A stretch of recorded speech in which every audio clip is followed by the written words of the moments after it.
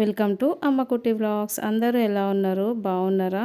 నేనైతే పొద్దున్న లేచి పనులు చేసేసుకొని ఇంకా పిల్లల్ని అయితే స్కూల్కి పంపించేసిన. నేను వచ్చి అయితే 2 రోజులు అవుతుందండి ఇంటి దగ్గర నుంచి.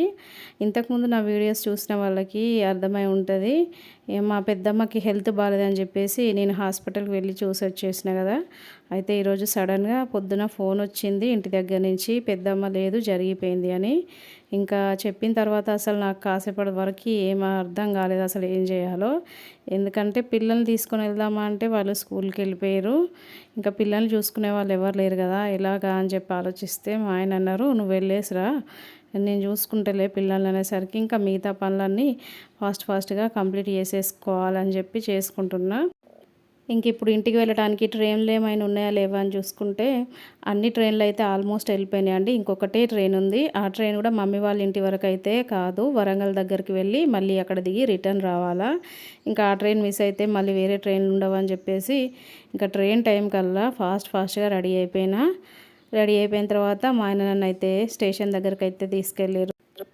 వెళ్ళేసరికి ట్రైన్ వస్తుందేమో అనుకున్నా కానీ ఇంకా రాలేదు. ఈరోజు కొంచెం ట్రైన్ లేట్ ఉందంట. ఇంకా అదే నాకు ప్లేస్ అయిపోయింది. ఇంకా ఇక్కడ వెయిట్ చేసి ఉంటే ట్రైన్ అయితే వచ్చేసింది. ఇంకా ట్రైన్లోకి ఎక్కిన తర్వాత మా ఆయన చెప్తారు, కొంచెం జాగ్రత్తగా వెళ్ళు, మధ్యలో వరంగల్లో దిగి వెళ్ళాలి కదా అని చెప్పేసి, ఓకేలే నేను మధ్యలో ఫోన్ చేస్తూనే ఉంటా అని చెప్పేసి ఇంకా లోపలికి వచ్చి అయితే కూర్చున్నా. అసలు కూర్చోడానికి ప్లేస్ ఉంటుందో లేదో అనుకున్నా కానీ పర్లేదండి. ఇంకా కూర్చున్న తర్వాత ఇంకా వరంగల్లో దిగేసి అక్కడి నుంచి మళ్ళీ వెళ్ళాలి. ఇంటి దగ్గర చుట్టాలు అయితే అందరూ దగ్గరే ఉంటారండి. నేను మాత్రమే లాంగ్ ఉంటా. అలాగే మా పిన్ని కూడా లాంగే ఉంటుంది. ఏమన్నా అయితే ఇలాంటి సిచ్యువేషన్లో దూరం నుంచి రావాలి, ఎక్కువ టైం జర్నీ అంటే నాది మా పిన్నిదే. ఇంకా ఇక్కడ వరంగల్ అయితే వచ్చేసిందండి. ఇక నేనైతే వరంగల్లో దిగిన తర్వాత 4th నెంబర్ ప్లాట్ఫారం మీదకి ట్రైన్ వస్తుందంట. ఇంకా మా ఆయన చూసి చెప్పారనమాట, ట్రైన్ టైం అవుతుందని చెప్పేసరికి నేను లిఫ్ట్లో ఎక్కేసి 4th నెంబర్ ప్లాట్ఫారం పైకి అయితే వెళ్ళిన. నా లక్ ఏంటిదంటే ఇక్కడ దిగి బస్కి వెళ్దామని అనుకున్నా. బస్కి వెళ్తే 45 మినిట్స్ టైం పట్టిద్ది. అదే ట్రైన్ ఎక్కి వెళ్ళామనుకోండి ఒక 15 మినిట్స్లో ఇంటి దగ్గర దిగొచ్చు అనమాట. ఇంకా అట్లా అని చెప్పేసి మా ఆయన ఫోన్లో చెప్పంగానే బస్కి వెళ్ళకుండా మళ్ళీ 4th నెంబర్ ప్లాట్ఫారం పైకి వచ్చి ఇంకా ట్రైన్ కోసం వెయిట్ చేస్తున్నా.